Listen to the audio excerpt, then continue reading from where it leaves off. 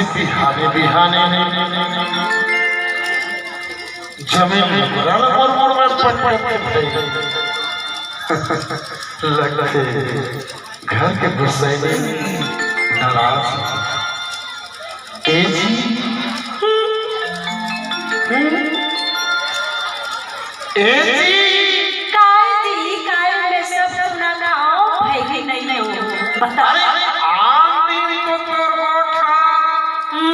कोयली से ही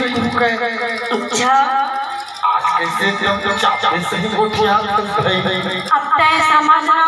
कबर गोठिया था बता तो बताओ लगे तले सुना तो घर मां गवाई के सल हो गए जोड़ी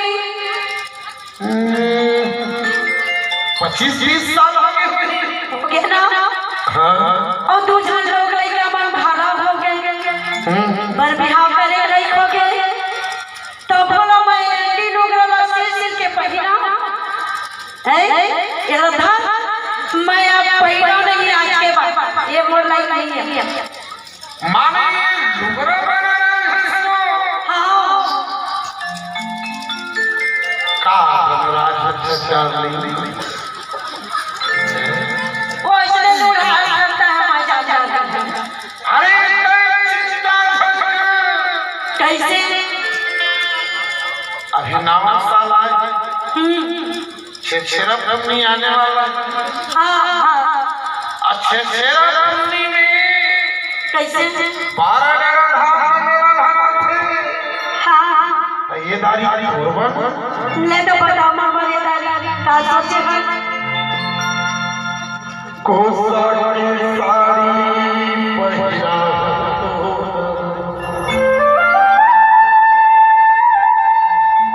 चांदी की साड़ी पहिरा सोने के कंगना पहिरा